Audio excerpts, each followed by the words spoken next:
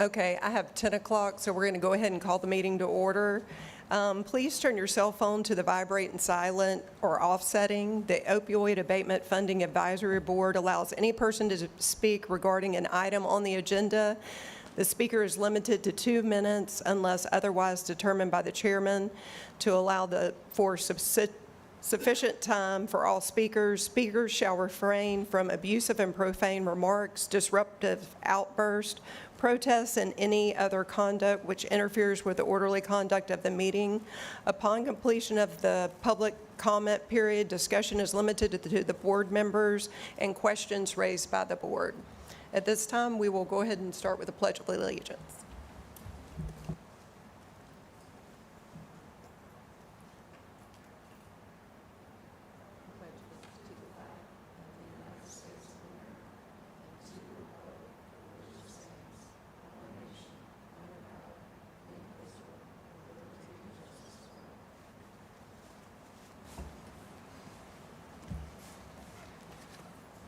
Okay, we have one speaker signed up so far, Patty Hyde. Just to report on the program. Okay. So we'll go straight into, are there any other public speakers? Is that it? Okay. Next item on the agenda is the budget review.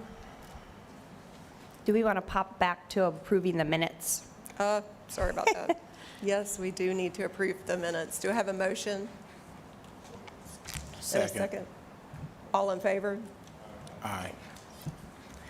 Next item on the agenda, the budget review.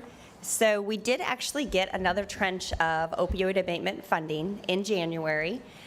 We got an additional $1,334,395.39. You guys want me to repeat that? So it was $1,334,395.59. So to date, we have actually received a total of $5,369,663.88. Of that, we currently have available to move forward with new funding obligations in the amount of $1,667,629.89. So when we go into the next fiscal year and we open up the notice of funding availability again, that will be the additional funding that will be available. Great, thank you. Any questions on the funding? Just have one question. That wasn't expected, was it? Well, we know that we're going to be getting it every year. We have no idea when we're Okay. getting it or how much we're getting it. It does look like, though, in 2024 and 2025, it came around the end of January, beginning of February. So that kind of might be an idea of when we'll start to get these every year. Okay, thank you. And so the next cycle of funding, I guess we put those, we did those, what, around summertime or something? So we're going to actually go through and you guys are going to approve when you want us to put that back out and get them back in. Okay. But last year, we released the notice of funding availability in June. Okay. But then that's kind of the plan to do it this year, but we'll go through that and you guys can approve it or change it up however you want. Okay. All right. All right, the next thing we have on the agenda is the review and approve of a revised ask from Waterfront Missions scope of work. Their original application came in and they asked to do some new construction from additional beds. After doing some additional due diligence, the cost to build from scratch is quite a bit more expensive than they originally planned that. So they have put in a letter here to ask, instead of building from new, to purchase something and remodel it to fit the same number of beds that they had originally asked for. And I know they are here if you want them to come up and answer any questions.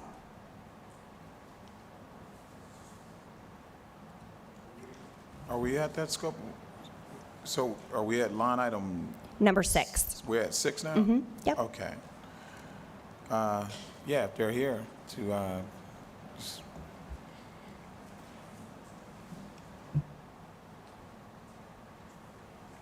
Good morning. I'm Mark Isbell, the Vice President of PR and Development for Waterfront Mission.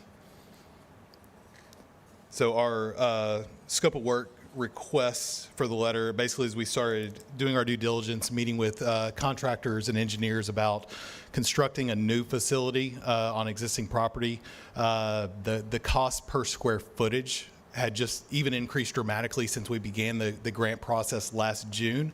And as we began looking at options, we felt coming off of a renovation last year of a already owned project, that it would be more cost beneficial for us to just purchase a property and renovate that to meet the needs of the grant. So that's our scope of work change request.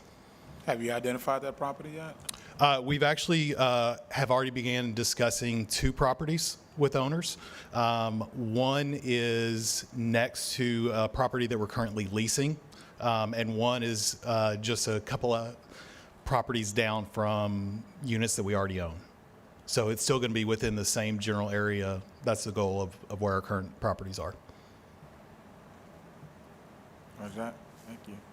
Thank you. Yep. Any other questions? Does anybody have any questions? All right. Thanks so much. Thank you. And I think that one will require a vote. Do I have a motion? I motion that we approve the change of scope of work for the waterfront mission so they can achieve their intentional objective of supplying the beds needed. I'll second that.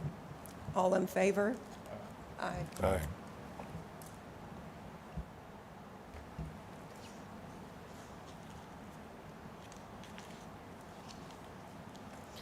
So we're on number 7. Discuss desired reporting from community for the awardees. So I had each awardee put together a report, and Okay. it should be kind of in front of you. But I thought this would be a good trial run opportunity for them to give us their report and for us to tell them what they're missing, what else we'd like to see, kind of along those lines. So if you'd like them each to come up and report on their report, as you know, we currently have 2 executed agreements, meaning that both Escambia County and the community partners have signed. So we have Ministry Village, we have a fully executed agreement with them. They have a startup call this week. And then Community Health, we have a fully executed agreement with them. Waterfront Mission, we had to bring back to you guys because they wanted to change the scope of work. And we just received both Lakeview signed agreements that will be on this Thursday's agenda to allow the chairman from Escambia County to sign them. So they're all, agreements are drafted, pretty much signed from the community partners, and they're all moving forward. Once we have the executed agreements and we have the startup call with the community partner, they will be able to begin actual work. So these reports really are what they're currently doing, not necessarily what they're doing with the opioid abatement funding, but it gives us an idea of what you could see for reporting, or if there's additional things we want them to add. Would you like them to come up and report on each of them? Yes. Okay. We'll start with the Escambia County Core Program.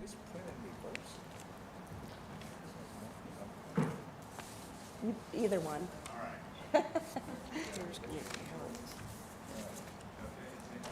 Want beauty before age, or we go together?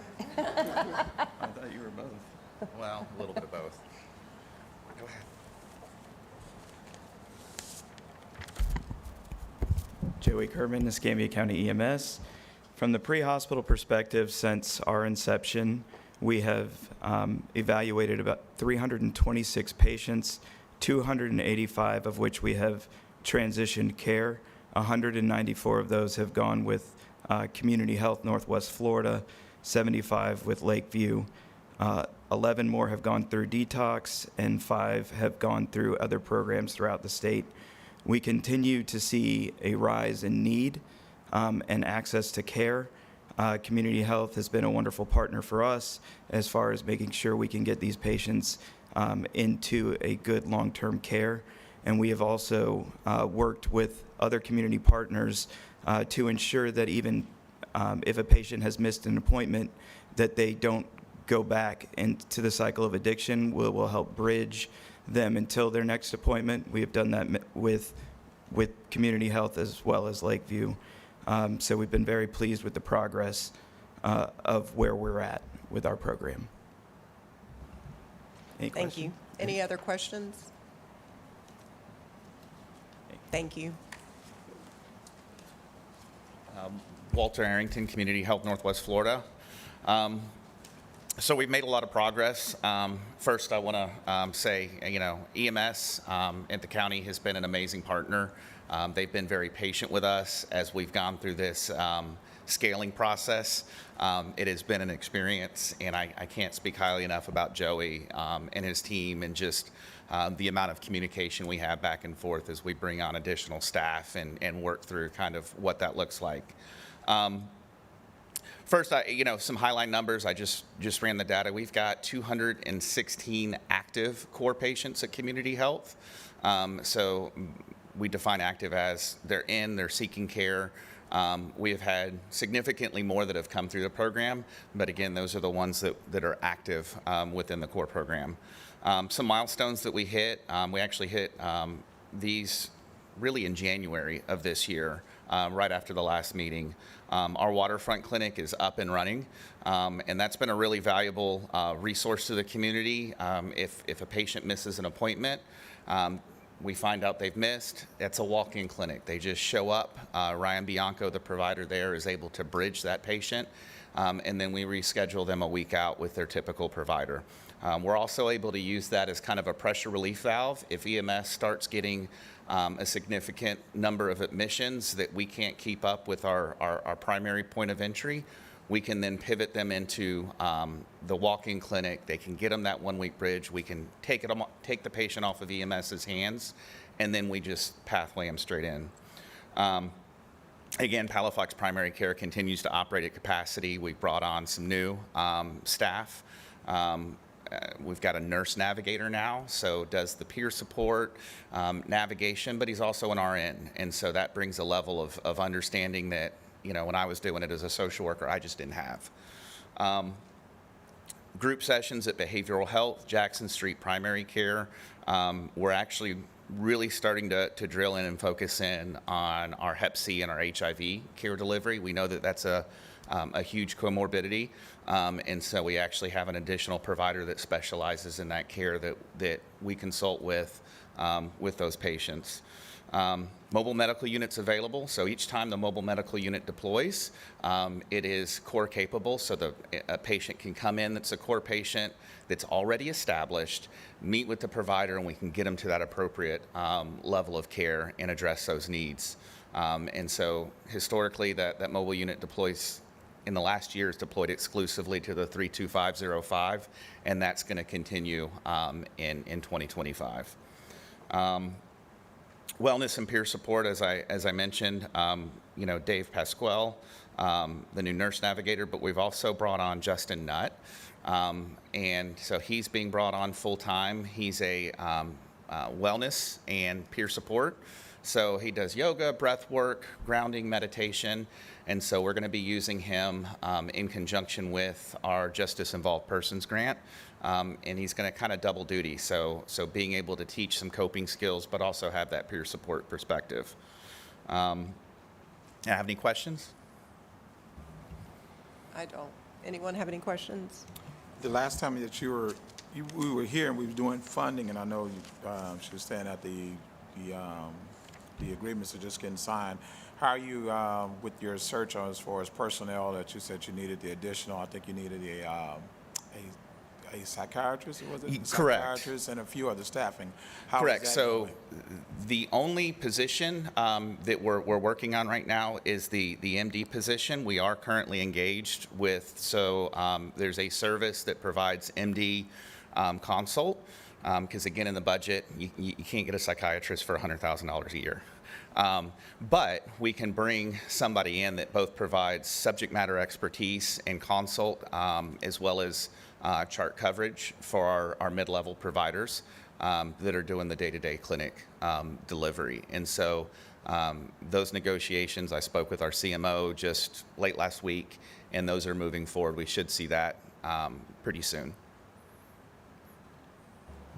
Yeah. This question may be for you or Joey, but are you all providing any services in the north end of the county? Yes, we are. And so what we Z-Trip people. So EMS still provides services and does it, I think, all the way up in McDavid. Yeah. And we cab them in. We've dosed from Perdido Key all the way to Century. We've had at least 6 patients that we've seen in Century prior to their transition of care. And again, that's one of the things, when we get them so far north, a lot of times transportation's a barrier. And so for that first 90 days of care, it's like $200 round trip for a Z-Trip. And the grant support helps support and cover that. And so giving that patient that bridge, that 90 days to kind of get their feet under them and figure out how the transportation's going to work. And then again, the bus does run once a day to the north end of the county. And after that 90 days, we provide bus passes if that's the transportation option that they want to use to then get into their appointments, and we schedule them so they can get everything they need done in one day. So they're not coming back and forth all the time. Thank you. Thank you. Ministry Village?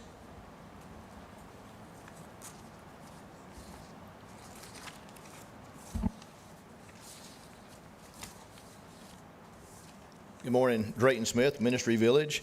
We are currently still waiting on civil engineering. We're waiting on topos and things like that. So that's, I guess there's a lot of people doing that right now. That should be ready. They were out last week doing all their finalization, so we should be ready to move forward with architectural. We've already solidified a building contractor and those type things. So we're sitting on go. We're just waiting on the process. Currently we have, we're at capacity. Our capacity is 22. We have 18, but because of the way our system works, we're at capacity until some ladies move up to our transitional housing. We're also currently looking at hiring a mental health addiction recovery specialist. That'll be in our future. Last year in 2024, we had 400 applicants. 39 of those actually entered into the program. So we're ready to go. We just we need bed space. So You said how many applicants you had last we year? had over 400 in 2024, and that's ladies from 18 over. And how many, because you only can receive, is it 22? We have a 22 bed capacity right now. So with what we're doing with the grant, that'll increase to about 50. Okay. And so basically out of the 400, you're only able to receive it 22 or so. Currently, right now. Yeah. Well, there's many reasons that obviously the bed capacity is one. We don't have a 400 bed capacity, but some of those could not enter the program for background things, like if they have severe mental illness, we cannot help those. We do not have the capacity for that. If they have children or if they're pregnant, then that would disqualify them as well. And then some other reasons as well that we could not take some of those, and some chose not to come in. They chose other options. It's great that you had that many applicants, and so they're applying applying on their own. This is kind of like, hey, I need It's actually, there's a lot of things. We have a great opportunity with Waterfront that when those ladies come into Waterfront and they seek recovery, then we're helping move that forward through Waterfront. We have a great community relationship with the jails and prison ministries, the chaplains that are in the jails, and then we also community outreach through other organizations and entities, as well as our website. Okay, thank you, sir. Mm-hmm. All right, Lakeview CAP program?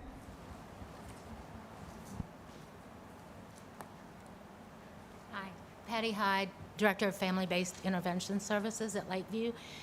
So we're just getting started with our program. We do have a name, Adolescents in Motion. So Lakeview's about acronyms, so we're AIM. We are in the hiring process. We've posted positions for those three, posted hiring for those three positions. Working on just some systems things, getting everything in place to support that program. And networking, a lot of networking. A lot of people are really excited that there's some substance abuse treatment and care coordination in the area for teenagers. Great. Any other questions? Thank you. You're welcome. All right, and then Lakeview Opus program.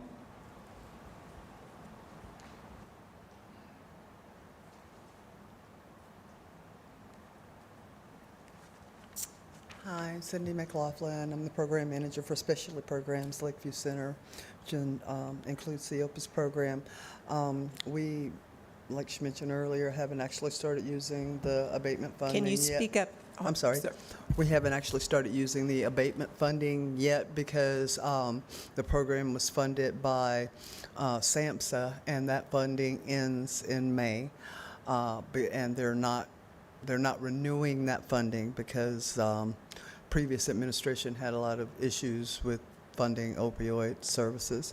Long story, but we'll begin using the abatement funding when the SAMHSA funding ends, after the SAMHSA funding ends. With the report, I just try to give a general overview of how much the staff is distributing of things like Narcan and fentanyl testing strips. That section will also include mobile unit outreach, which we restart in April during the winter months. You know, it's too difficult to do mobile outreach or to get people out for it. And we'll also have 2 vending machines. One of them is about to be functional. We've had software issues. We've had people cutting wire issues. So the one that we have at our on-site at our office, that one will be up and running this month, April. And the one that we have on Lakeview's main campus, we hope to have that up and running also by the end of the month.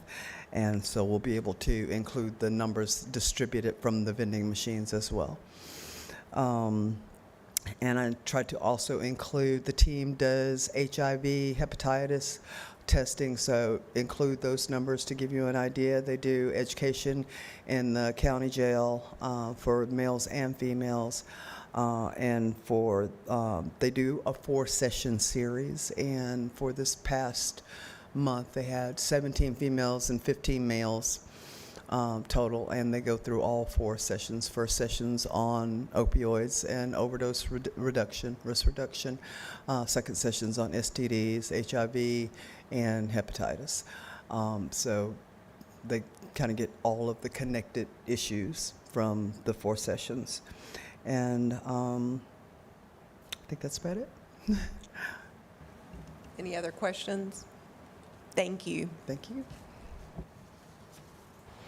And then Ministry Village, they just provided an estimated of if they could purchase the building, all that good stuff. But I will need to take their new ask to the BCC. So I'll try to get that on this Thursday's agenda as well. That way I can get their contract amended and all that good stuff and get them rolling as well. I will say for additional reporting, once we have executed agreements and they've moved forward with utilizing our funds, I will ask that they provide a budget and what they actually specifically accomplished with the funds that we gave them. So that will be a breakout that will be added to whatever they provide. Thank you. You're Thank welcome. you. All right. We have one other speaker, Denise. Good morning, Denise Manassas, CDOT Behavioral Health Care. So something that Lakeview brought up was networking. So CDOC is sponsoring a networking luncheon in this realm. So we've invited providers, nonprofit and for-profit providers in the area on April 15th to say this is what we do, this is the insurances we take or not. if we provide transportation or not, do we service adults and/or adolescents? So I have providers coming even from Alabama and even east of us for the networking luncheon. So hopefully this we'll be able to provide some more information to the abatement committee after this luncheon. Do you have any questions? Yes, April 15th, what time and where? 11 to 1. It will be down at Sanders Beach. Thank you, the City of Pensacola, for helping us sponsor that. That's one of our sponsors. In the small meeting room. There's space for 75 providers, and we do have a couple of treatment facilities that are providing lunch. So I think everybody in the room has been invited. Plus, so I've also invited some law enforcement, so PPD and Escambia County Sheriff's Office as well, because they have the mental health team as well that works very closely with CORE and some of the other providers in the room. So they've also been invited. Okay. Any other questions? Thank you. Okay.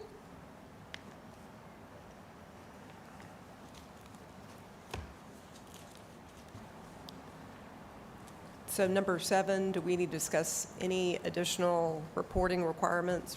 Nope, Okay. that's it. Moving to the next item, we need to discuss the opioid abatement implementation plan and any changes that we want to make for the 25-26 fiscal year. So you should have what we approved for 2024. And the main categories that you guys voted to focus the funds are was treatment and recovery, prevention, and criminal justice. I think in 2024, we accomplished some of those goals. I don't think we accomplished all of them. I know that we had some additional applicants that we kind of had go back, rethink about how they applied, and hopefully apply again next year that would address some of these additional things. But you guys have the choice to keep this the same or to make any changes that you wish. I move we continue with the plan. I second that. I think we can all agree that there's more treatment, that needs to be done, more bedding that needs to be acquired. So it's a hard, it's a complex thing. It's a seriously complex thing when you have to put these facilities together. So I agree with that, keeping it the same until we can try to get our capacity up to where we can definitely make a serious impact in this situation. So, yeah. All in favor? Aye. Aye. All right. Okay. Did we ever hear back from the one organization that was going to work with the school resource officers? I did not, but before we enter into next year, I would like to reach out to her because I think that their program was really great and something we're lacking. But just to, remind her that it was a good application, we just needed her to consult with some school board members in the police department. But I'll reach out just to make sure. Thank you. All right. The next item on the agenda is to discuss the timeline for the funding availability. And for this one, I just looked at what we did in 2024 and then just lined the dates up with 2025. So as it sits, we would release it on Thursday, June 5th, 2025, and applications would be due September 12th, 2025. We did give them 3 months in 2024. I'm recommending we do the same, but you certainly have the ability to shorten that if you wish. Do we have any motions or any discussions on this at this time? I motion that we keep it the same as I think that was a great timeline. I think things rolled out pretty good. Now there's one thing that I did get some pushback on or feedback on from a number of applicants, and that was and I know it's the county, I think we discussed this, that the reimbursable clause in there, is there a way that could be improved upon? So unfortunately, especially with funding outside of the county, and honestly, even with funding inside the county, everything we do is reimbursement basis. The issue you get in when you don't do it on a reimbursement basis is, let's just say it's a smaller nonprofit, they don't have those funds up front, so we front them money, and then we don't get the documentation that we need. Now we're on the hook to the state or the federal government, and the county will personally have to pay that. So we just always try to stick with the reimbursement basis. Now, we can be flexible. It doesn't have to be, they don't have to spend it all and then send it to us. They can do whatever increments. If they're good with fronting, $2,000 and then have to submit that for reimbursement and then do another, that's okay. So it can be in smaller increments if that's what they need. I think with these folks that were awarded the first time, we're going to do at least once a month. Submit what you've done, let us pay you, put it back in your pool of money, and keep going. But we can work with them on that basis to allow them smaller increments if they need to.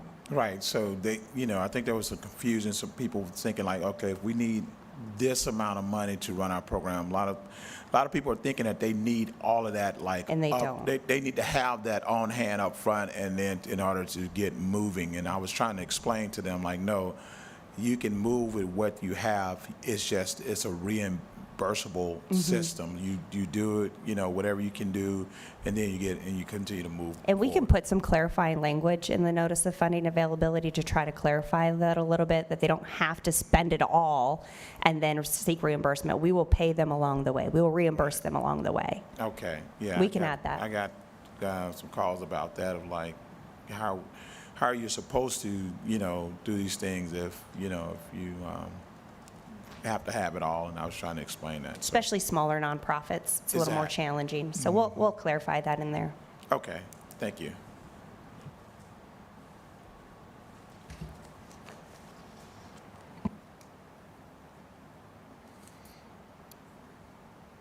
Any other discussions for that? Do we need to vote on that? Okay.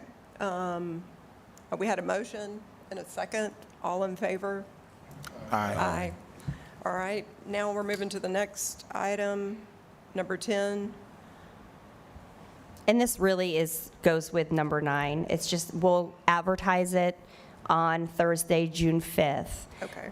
We'll post it on our website. We'll put a news release out, and I will have, last time we tried to do just a new news release at least once a month to remind everybody.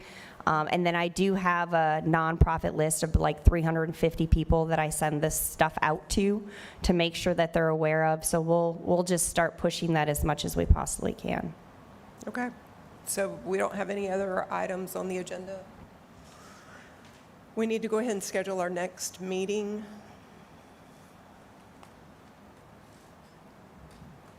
Make sure I have this one down packed.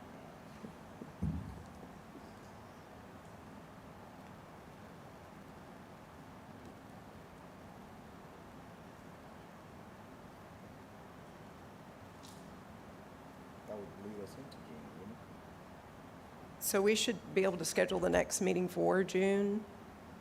Oh, we mean every Or do we- other month? No, it's every. I don't think, unless we have something that comes Yeah, I up on think the you've been agenda. doing either once every 3 months or every other month we have something pressing. If we did it June 9th, the notice of funding availability would be out, and I would have the advertisement and all of that information for you guys.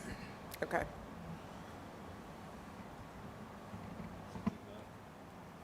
looks like it's good for me. It's good for me. All right, we'll schedule our next meeting for June the 9th at 10 o'clock. All right, we're adjourned. Thank you.